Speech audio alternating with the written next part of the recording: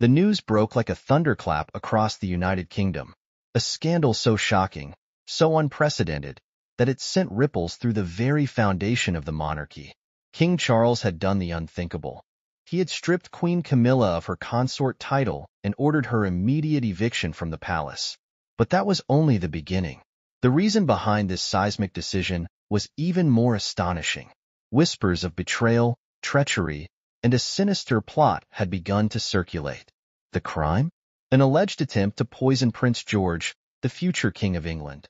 For centuries, the British monarchy has withstood turmoil, scandals, and even internal betrayals. But this was different. This wasn't a tale of political maneuvering or personal disputes behind closed doors. This was an accusation of an unspeakable act, one that threatened not only the life of a young royal, but the very integrity of the institution itself. The public was left stunned. How could such an accusation be true?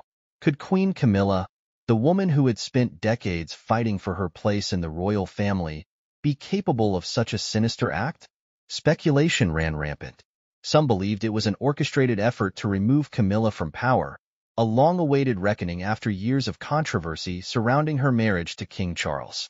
Others insisted the accusations had to be true, that the monarchy had no choice but to act decisively. One thing was certain. This was not just another royal scandal. It was a crisis that could forever alter the monarchy's legacy. The calm before the storm. Before the world learned of the shocking allegations, everything seemed relatively normal within the royal household. Camilla, despite the controversies of her past, had settled into her role as queen consort. She attended public engagements, stood by King Charles's side at state functions, and even seemed to enjoy a growing acceptance from the British public. However, behind the gilded walls of Buckingham Palace, tensions were reportedly brewing. Sources close to the palace had hinted at growing friction within the family, particularly between Camilla and the Prince and Princess of Wales. Some claimed Camilla's increasing influence over Charles was a point of contention, while others suggested that her relationship with Prince George and his siblings had become noticeably strained. Prince George, third in line to the throne, had always been shielded from the more controversial aspects of royal life. His parents, Prince William and Catherine, had worked tirelessly to give him and his siblings as normal an upbringing as possible. They ensured that, despite the weight of his future responsibilities, he could still enjoy the innocence of childhood. That made the allegations all the more disturbing.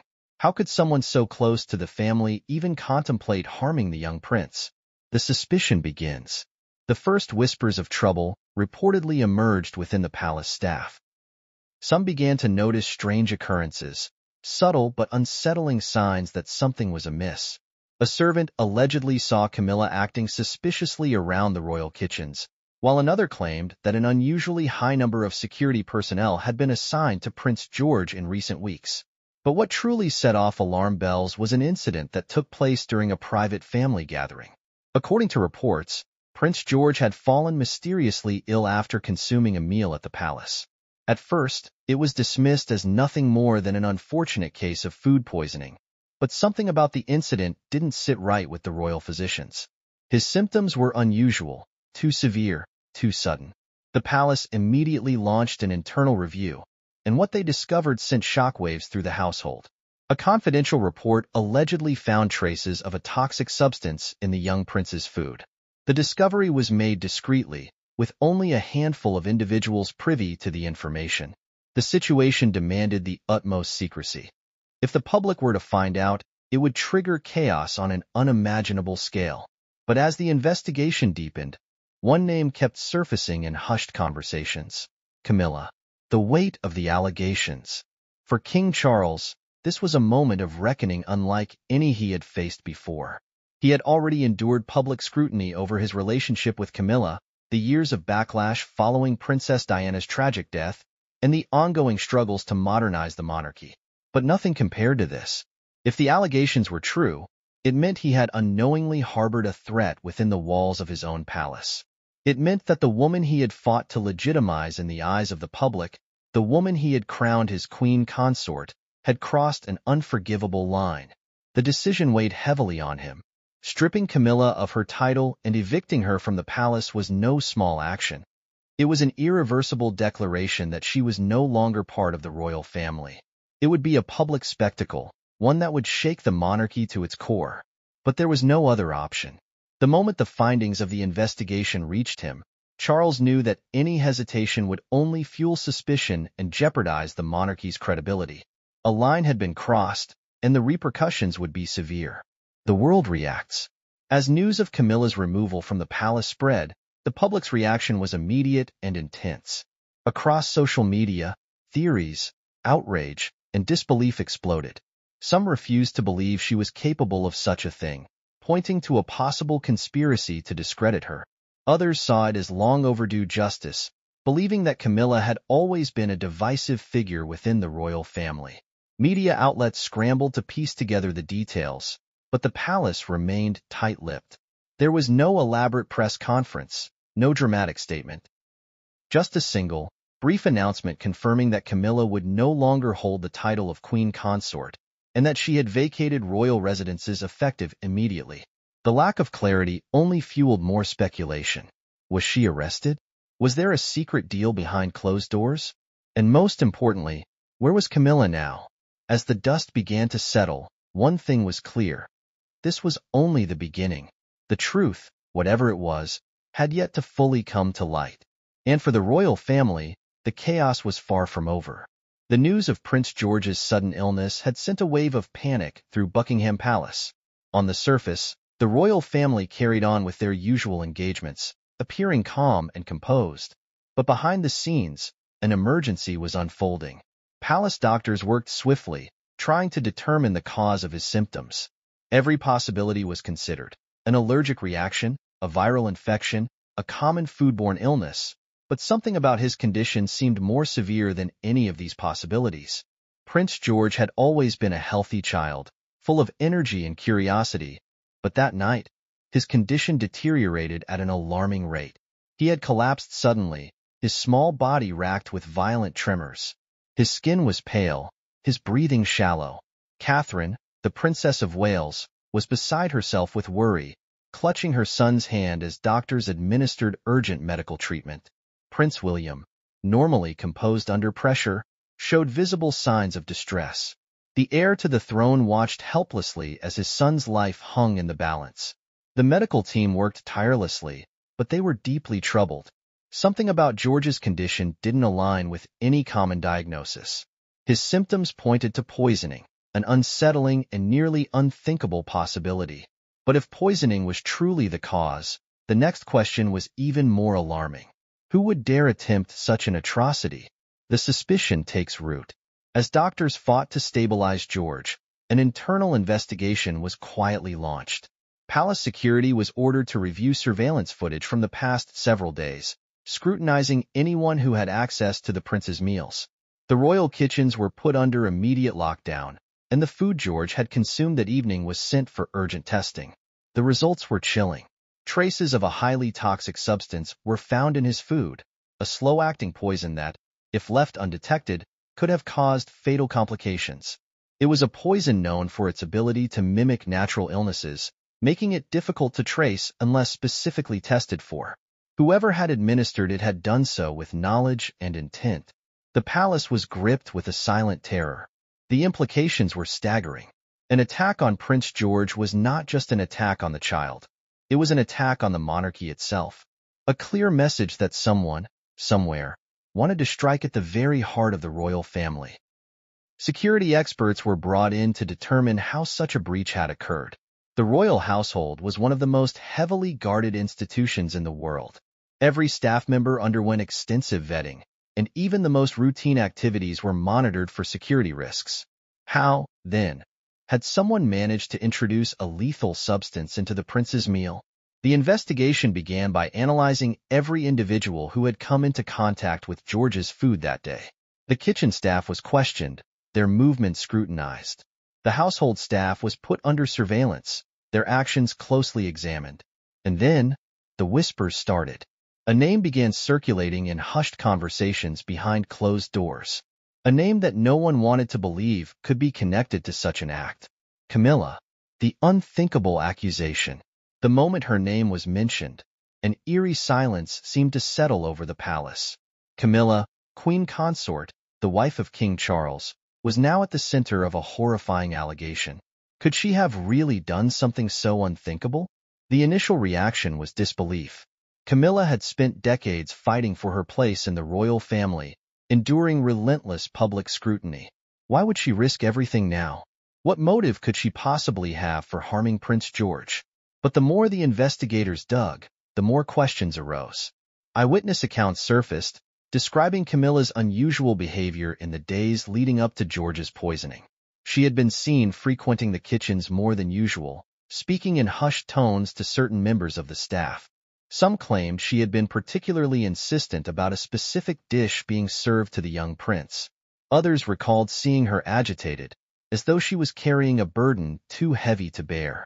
Then came the most damning piece of evidence, a surveillance recording.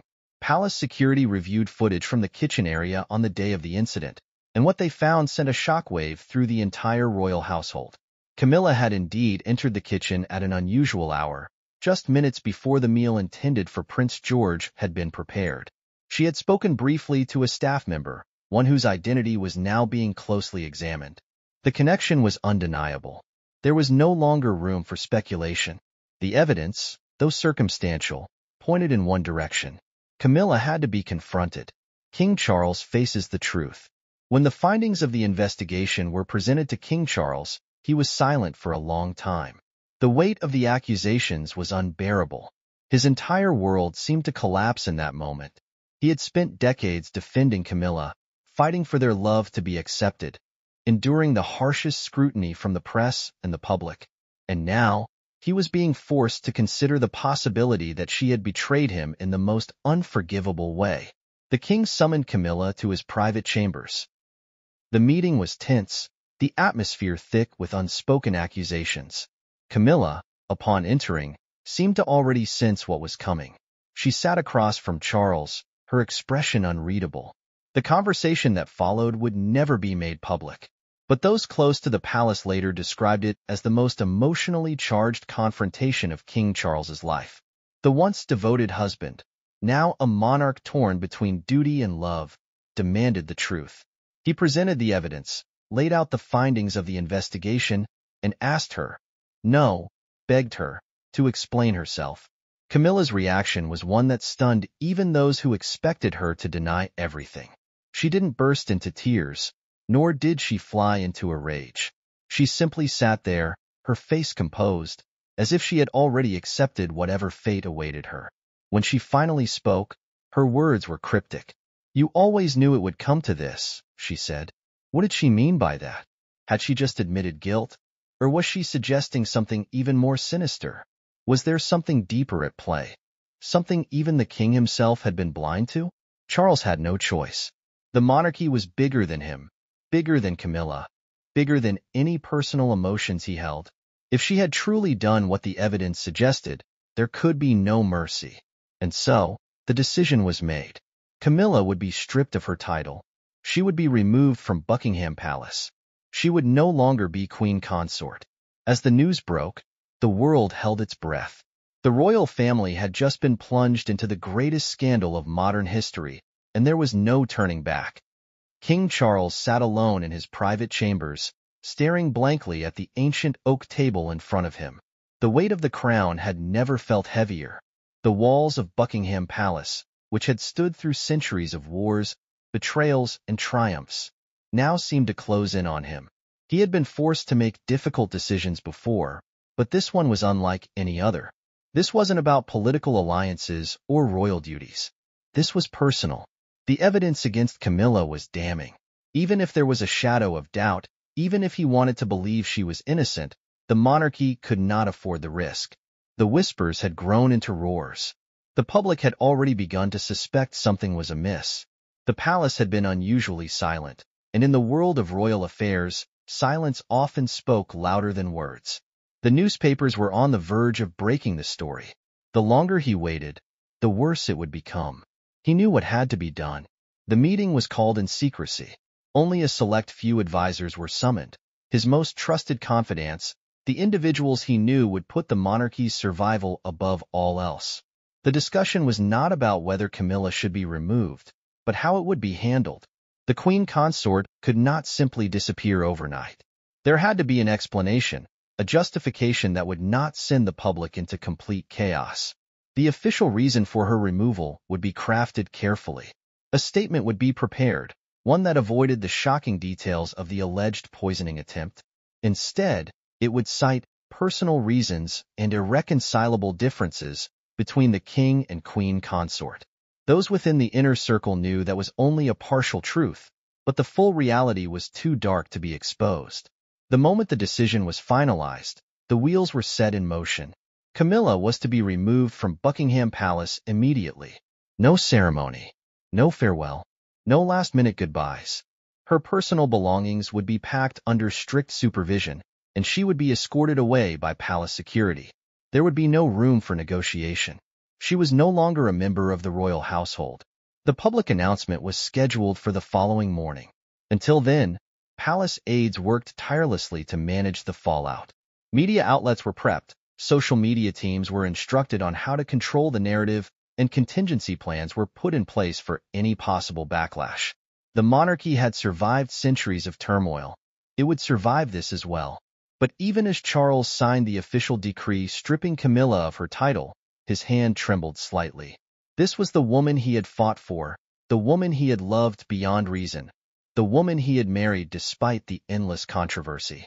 And now, she was gone. The moment the ink dried, there was no turning back.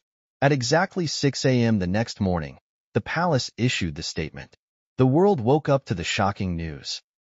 Queen Camilla was no longer queen consort. The headlines exploded. The British press, notorious for its relentless coverage of royal affairs, went into a frenzy. News anchors spoke in hushed, urgent tones, analysts debated the implications, and conspiracy theories ran wild across social media. Had there been a secret royal divorce? Had Camilla committed some unforgivable act behind the scenes? Was she a victim of internal palace politics? No one could have predicted what came next. As photographers and reporters camped outside the palace gates, waiting for a glimpse of Camilla's departure, an unexpected sight emerged. A black, unmarked car pulled up, its tinted windows concealing the figure inside. Security personnel surrounded it, creating a barrier between the vehicle and the gathering crowd. And then, for the first time in decades, Camilla was seen not as a royal, but as an outcast. She stepped out of the palace, dressed in a simple dark coat, her expression unreadable. The usual grandeur, the carefully crafted royal image, was gone. She looked smaller, almost frail, as if the weight of the past 24 hours had drained the life out of her. The cameras flashed. Questions were shouted, but she said nothing. She climbed into the waiting car, and just like that, she was gone. Inside the palace, King Charles watched from the window.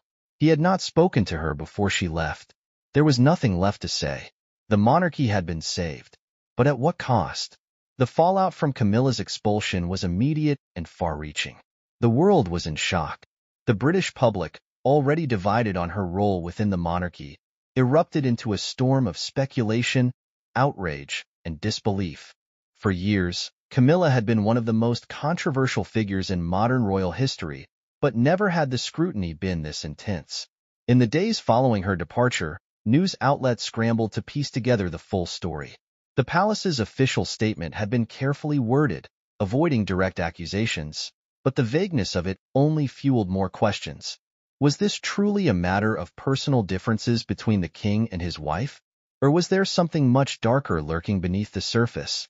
Social media exploded with theories. Some insisted this was a political maneuver within the royal family, a carefully planned strategy to remove Camilla before Charles's reign could fully stabilize. Others believed it was a scandal so severe that the palace was hiding the truth to protect the monarchy from total collapse. The most chilling theories, however, centered around the poisoning allegations. Though not yet officially confirmed, anonymous sources began leaking details that suggested something far more sinister had taken place behind palace walls. The whispers grew louder when new reports emerged suggesting that Camilla was not simply removed, but was under investigation. The idea that she could be involved in an attempt to harm Prince George sent shockwaves through the nation. People who had once defended her were now reconsidering their stance. Even those who had long supported her questioned how much they really knew about the woman who had fought so hard to become queen consort. Inside the palace, the royal family was in damage control mode. King Charles, despite the personal toll of the decision, knew he had to maintain his composure. His reign was still in its early stages, and any sign of weakness could be disastrous. He made a rare televised address, speaking to the British public with a solemn and measured tone. This has been a deeply difficult period for my family and for the nation. Decisions have been made with great care, always with the best interests of the monarchy in mind. I ask for your understanding and patience as we navigate these changes. His words were diplomatic, revealing nothing more than what had already been publicly stated, but the subtext was clear. There was more to the story than he was willing to say. Meanwhile, Prince William and Princess Catherine remained silent. It was well known that their relationship with Camilla had always been complicated.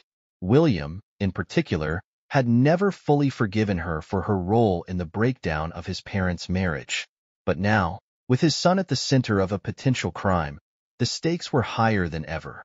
Behind closed doors, William was furious. The idea that someone within the royal family, someone his father had trusted, could have posed a threat to his child was unthinkable. He had demanded answers, pressing the palace security team for every detail of the investigation. Catherine, though outwardly composed, was shaken to her core. She had worked tirelessly to ensure her children were protected from the harsh realities of royal life, and now it seemed that danger had been lurking within the palace itself. Despite the palace's efforts to maintain control of the situation, more revelations began to emerge. A leaked report suggested that Camilla had been under scrutiny for months before the poisoning incident. Palace staff had allegedly raised concerns about her erratic behavior, and certain members of the security team had noted a change in her demeanor. There were even suggestions that Charles himself had been advised to limit her influence, though he had resisted those warnings. But the most explosive revelation came when a former palace aide, speaking anonymously, claimed that Camilla had been involved in a secretive dispute with William and Catherine in the weeks leading up to the poisoning incident. The nature of the argument was unclear, but it reportedly involved discussions about Prince George's future role within the monarchy. Could this have been the breaking point? Was Camilla's downfall truly the result of her own actions, or was she the victim of a larger plot within the royal family? As the world continued to speculate, one thing was certain: the monarchy would never be the same again. The fallout from Camilla's removal was far from over. While the public struggled to process the shocking turn of events, the royal family was still grappling with the implications behind closed doors. King Charles had made the most difficult decision of his reign, and yet, the consequences were only beginning to unfold. The monarchy was now in crisis mode, and every move had to be carefully calculated to prevent further damage.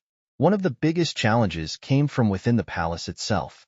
Camilla's removal had sent a ripple effect through the royal household, with staff divided on where their loyalties lay. Some longtime aides, particularly those who had served Camilla personally, found themselves questioning the official narrative. They had been fiercely loyal to her, and now they were being asked to accept that she had been cast aside in disgrace. For them, the idea that she had been capable of harming Prince George seemed inconceivable. On the other hand, those who had always been wary of Camilla felt a sense of vindication. For years, whispers of power struggles between her and other members of the royal family had circulated, and now it seemed those tensions had reached a breaking point. The division among palace staff only deepened the chaos. Trust was eroding. Every conversation was laced with suspicion. Who knew the full truth? Who had been involved in the investigation? Who had been covering for Camilla? The security team responsible for Prince George's protection had been placed under immense scrutiny. An internal review was launched to determine if any lapses in protocol had allowed the poisoning attempt to occur. Every aspect of the prince's security routine was analyzed, from the sourcing of his food to the people who had access to his personal spaces. It became clear that whoever had tampered with his meal had done so with insider knowledge. This realization sent a fresh wave of paranoia through the palace. If there was one threat, could there be others? Was Camilla acting alone, or had she been aided by someone within the royal household? Meanwhile, outside the palace walls, public opinion was shifting rapidly. The British media was relentless in its coverage, with tabloids publishing every new development, no matter how speculative. Theories ranged from claims that Camilla had been framed by political rivals within the family to suggestions that she had been suffering from undisclosed mental health issues that had pushed her to the brink. Some royal watchers argued that this was simply the monarchy's way of ensuring that Prince William and Catherine had full control over the future of the throne, while others insisted that Camilla had been set up by forces even higher than the royal family itself. One of the most controversial pieces of information to surface was the fact that Camilla had not been seen or heard from since her departure. No public statements had been made. No sightings of her had been reported. It was as if she had vanished completely. This silence only added to the mystery. Where was she? Was she in hiding? Was she being held somewhere under palace orders? Questions continued to mount, but answers were scarce. The royal family, known for its ability to control narratives, had gone into complete lockdown mode.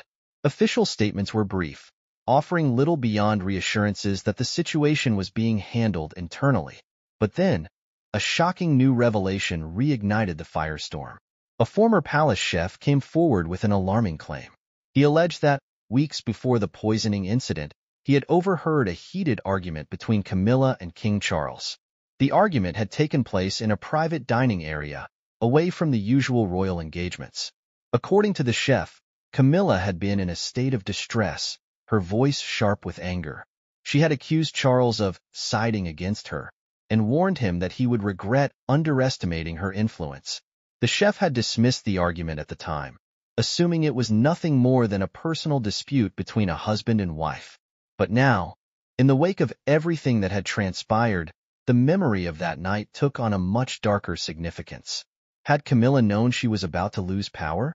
Had she acted in desperation? With each new detail that emerged, the situation grew more complicated. The scandal had already reached a point of no return, but what came next could determine the fate of the monarchy itself. As the days passed, the chaos surrounding Camilla's removal showed no signs of settling. The palace had done its best to maintain control of the situation, but the story had already spiraled beyond their grasp. Every leaked detail, every anonymous source, and every new revelation added another layer of intrigue to an already explosive scandal. King Charles, despite his efforts to remain composed in public, was visibly affected. Those close to him noted that he had withdrawn from many of his usual engagements, opting to remain behind palace walls. The weight of his decision, the betrayal, and the fallout had drained him in ways no royal duty ever had before. The monarchy had survived countless challenges over the centuries, but never had a crisis felt this personal. Behind closed doors, his advisors urged him to focus on damage control. The longer Camilla remained out of sight, the more dangerous the speculation became. If she was truly innocent, why had she not spoken in her own defense? If she was guilty, what would happen next? The palace had tried to maintain the narrative that this was a private matter between the king and the former queen consort, but the truth was too big to contain. The question of Camilla's whereabouts became a national obsession. Some reports suggested she had fled to a private estate under heavy security. Others claimed she had been exiled from the country altogether, forced into hiding to prevent further scandal. A few tabloids even went as far as to suggest that she had been secretly detained within the palace itself. The lack of any official confirmation only fueled the wildest theories. Then, without warning, a statement appeared. It was not issued through the usual royal channels, but rather leaked to select members of the press. It was brief, cryptic, and unsigned, but the implications were staggering. I have been wronged in ways the world will never understand.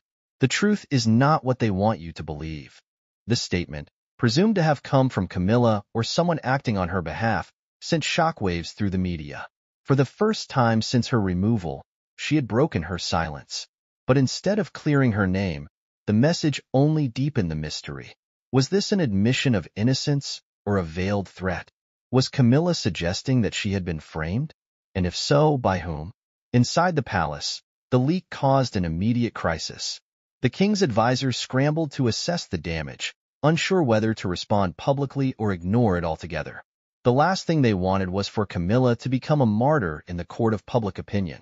They needed to regain control of the story before it spiraled into something they could no longer contain. Prince William and Catherine remained silent, though insiders claimed the couple had been monitoring every development closely. Their focus, above all else, remained on protecting their children. The idea that George had been the target of an assassination attempt was something they still struggled to fully comprehend. Whatever personal conflicts they had with Camilla before, nothing had prepared them for the possibility that she could be involved in something this sinister. Security around the royal children had been significantly increased. George, Charlotte, and Louis were now under round-the-clock surveillance, their routines carefully adjusted to minimize any potential risks. William, more than anyone, understood that this was far from over. If Camilla had indeed orchestrated an attack on George, what else was she capable of? And if she hadn't, if there was a deeper conspiracy at play, then who was really pulling the strings? Pressure on King Charles mounted with each passing day. The people wanted answers. The monarchy, an institution built on control and tradition, was suddenly caught in the grip of a scandal it could not contain. Public trust had been shaken, and without clear resolution, the crisis threatened to destabilize everything. Then, in a shocking turn of events, another leak emerged. This time, it was not a cryptic message but a document, a confidential palace report that had somehow made its way into the hands of journalists. The document contained a list of names, members of the royal household, security personnel, and high-ranking officials, who had been investigated in relation to the poisoning attempt. And among those names, one stood out above all others. It wasn't just Camilla. There was someone else, someone still inside the palace, someone who had yet to be exposed. The leaked document sent the entire country into a frenzy. It was no longer just about Camilla. The revelation that another individual, someone still within the palace, was implicated in the poisoning attempt changed everything. If this was true, it meant the threat to the royal family was far from over. News outlets pounced on the story immediately. Theories began circulating, each more alarming than the last. Who was this second suspect? Could it be a senior member of the royal household? A high-ranking security official? Or, even more disturbingly, could it be someone even closer to the monarchy? Someone the world would never suspect? Inside the palace, panic erupted.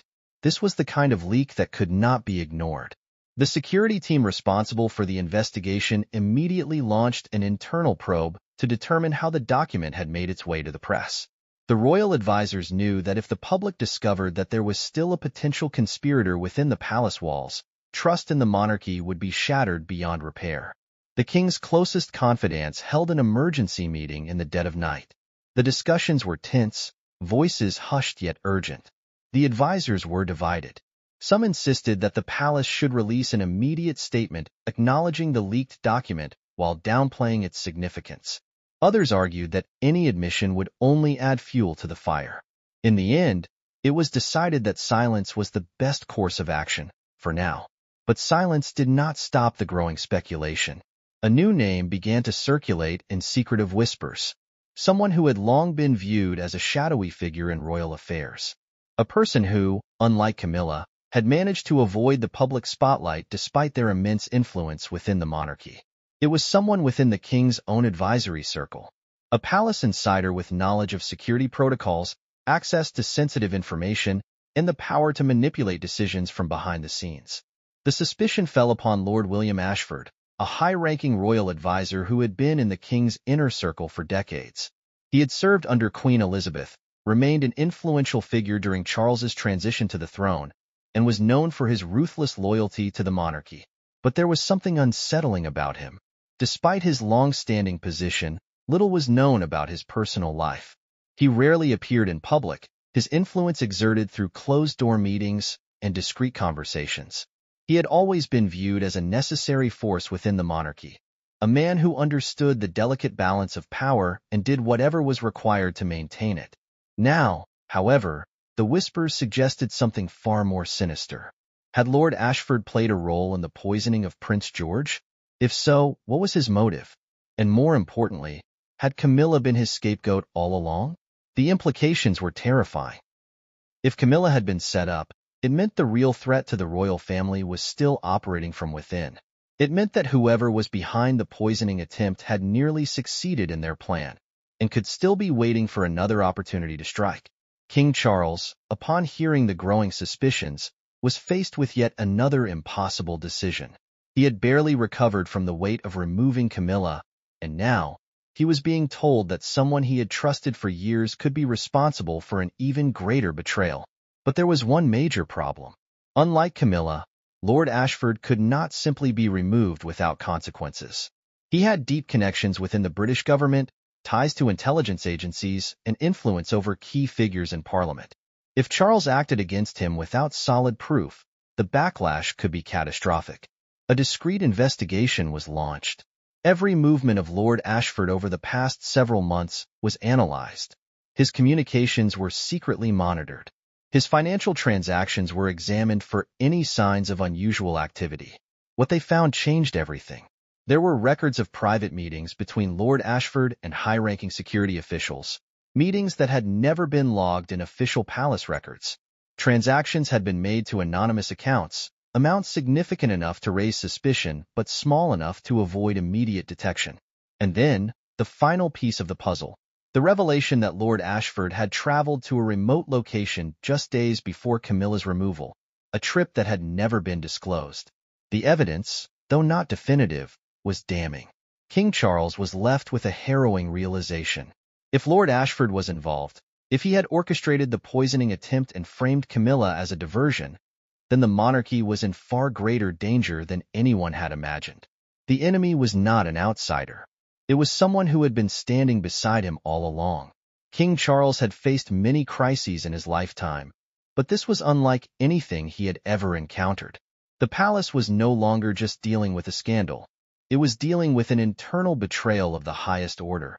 If Lord Ashford was indeed behind the poisoning attempt, the implications were catastrophic. The monarchy, already fragile from the chaos surrounding Camilla, was now teetering on the edge of total collapse. The king called an emergency meeting with his most trusted advisors, those he could still rely on. Every step moving forward had to be carefully considered. Unlike Camilla, who had been publicly removed from her position, Lord Ashford's influence ran deep. He was connected to some of the most powerful figures in British society, from government officials to intelligence operatives. A direct confrontation would not only risk exposing the monarchy's vulnerabilities, but could also endanger the king himself. Despite the danger, Charles knew he could not ignore the evidence. His grandson had nearly been murdered. The man he had trusted for decades could very well have been orchestrating events from the shadows. He could not afford to let fear cloud his judgment. The investigation into Lord Ashford intensified. Secret meetings were held with key members of MI5 and Scotland Yard, officials who had no direct ties to Ashford and could be trusted to conduct the inquiry without interference. Every step was taken in silence, as even the slightest hint of suspicion could alert Ashford and send him into hiding. As investigators combed through Ashford's past, more inconsistencies began to surface.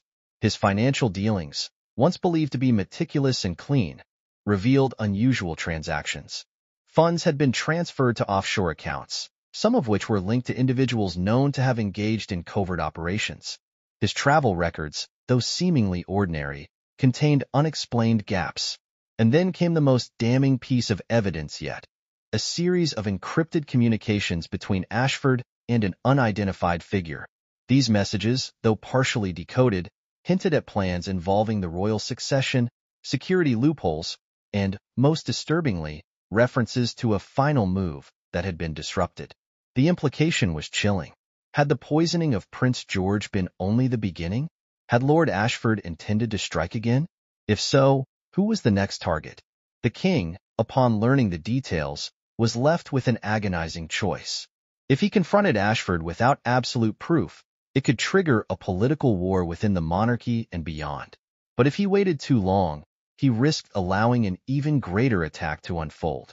The decision was made in the dead of night. Lord Ashford was to be summoned to Buckingham Palace under the pretense of a routine security briefing. However, behind the scenes, a highly classified team was positioned, ready to act at the first sign of resistance. The confrontation, when it finally happened, was nothing short of cinematic. Ashford arrived at the palace as he had done countless times before, his demeanor as composed as ever. But the moment he stepped inside, he sensed something was off. The usual staff presence was lighter. The halls were eerily silent. When he entered the king's private chambers, Charles was already seated, his expression unreadable. There were no formalities, no pleasantries exchanged. The king wasted no time. "We have reason to believe you have acted against the crown," Charles said, his voice steady but laced with tension. Ashford's face remained still, unreadable. "I trust you have proof," he said, his tone measured. For a moment, there was silence. The weight of centuries of royal tradition seemed to press down on the room. Then, the door opened.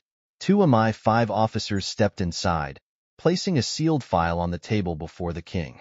Inside was the evidence, the encrypted messages, the financial transactions, the leaked security records. Ashford looked at the file but did not open it. Instead, he exhaled slowly and leaned back in his chair. "I warned you about weakness, Charles," he said finally. "You never listened." The words hung in the air like a storm cloud. Charles did not respond. Instead, he nodded to the officers. The arrest was swift and without ceremony. Within moments, Ashford was escorted out of the palace, his fate no longer in his own hands. The crisis, at least on the surface, had been contained. But even as the king watched his once trusted advisor disappear through the palace gates, a chilling realization settled over him. This was not the end. Someone else had been involved, and the real danger was still out there. The arrest of Lord Ashford sent shockwaves through the palace and beyond. It was a move no one had seen coming, a sign that the monarchy was no longer playing by the old rules of quiet diplomacy and silent removals. The man who had spent decades shaping royal decisions had now become its greatest enemy, and the implications of his betrayal were still unraveling. For King Charles, the decision to have Ashford taken into custody was a necessary one. But it did not bring peace. If anything, it raised even more questions. The poisoning of Prince George had been a carefully planned act, one that required knowledge of palace routines, security protocols, and access to the royal family's most protected spaces. Ashford had all of that, but was he truly the mastermind? Or was he acting on behalf of someone even more powerful? The royal advisor scrambled to control the growing narrative. The official statement issued to the press was carefully worded, making no direct mention of Ashford's arrest, but instead referring to an internal security matter being handled by the appropriate authorities. It was an attempt to buy time, to prevent mass hysteria, but it was a weak dam holding back a tidal wave.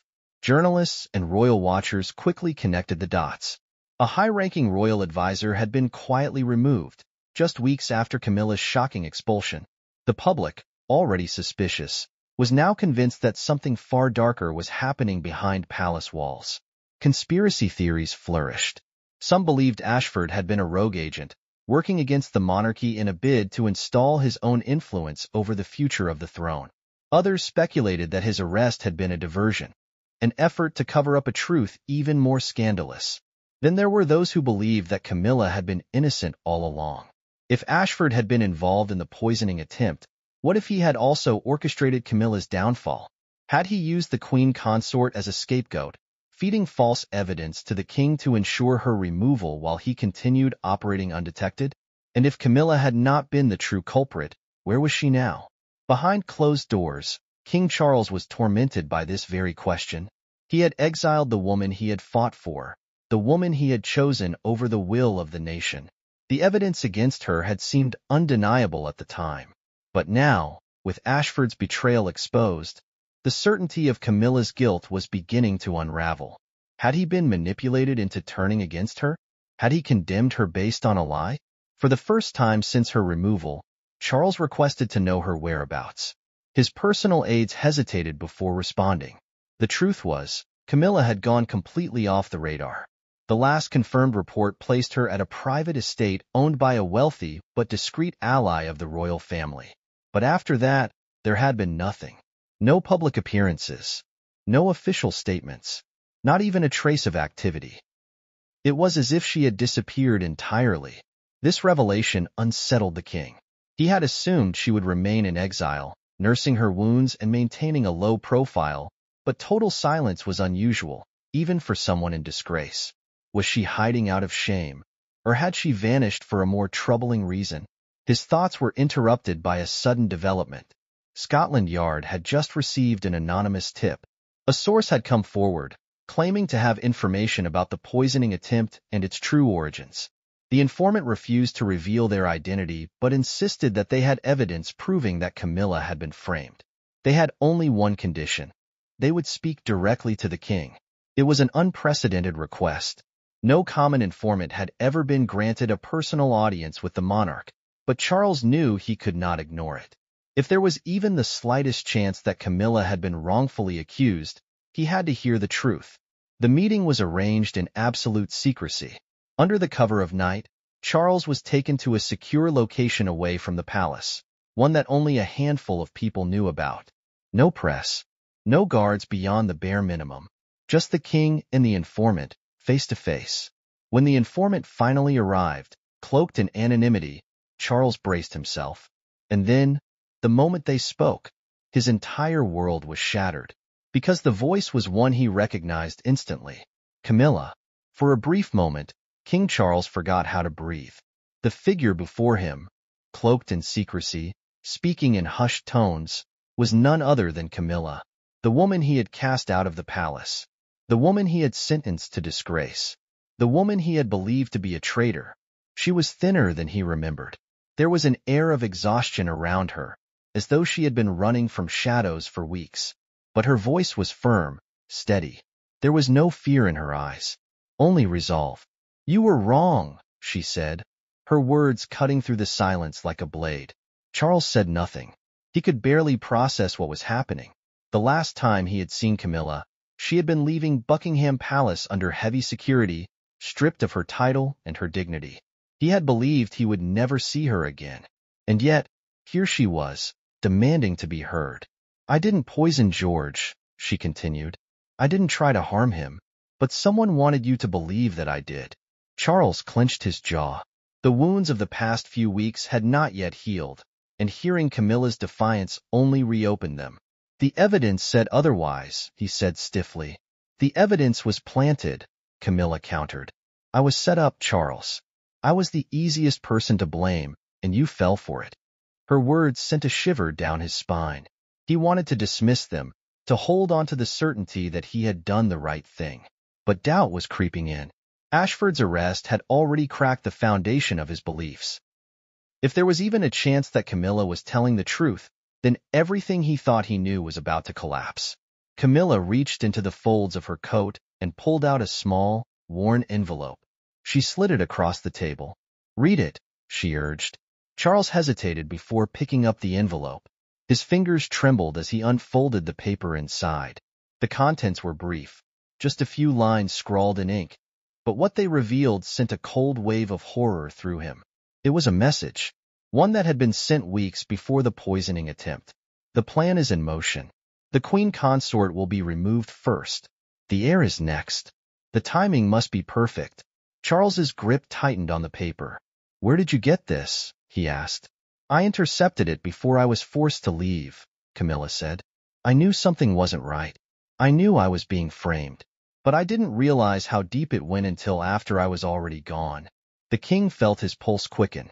This wasn't just about Camilla anymore. If what she was saying was true, then the poisoning of George had been only part of a larger plan, one that was still in motion. Camilla leaned forward, her expression grave. "They were never just after me," she whispered. "They wanted to dismantle the monarchy, piece by piece. And the next target is William." The words hit Charles like a hammer. His mind raced. If William was the next target, then every second they wasted was a second closer to disaster. Charles stood abruptly, his hands pressing against the table. "We need to get back to the palace," he said urgently. Camilla shook her head. "No. You need to act first, before they realize we know." Charles clenched his fists. He had spent his entire life navigating the complexities of power, but this was different. This was war. He looked at Camilla, truly seeing her for the first time in weeks. The woman he had once believed to be his greatest mistake had now become his only ally. I don't know if I can fix what I did to you, he admitted. Camilla exhaled slowly, the flicker of old wounds in her eyes. Right now, that doesn't matter, she said. What matters is stopping them before it's too late. Charles nodded. There was no time for hesitation. The monarchy was under siege, and this time, failure was not an option.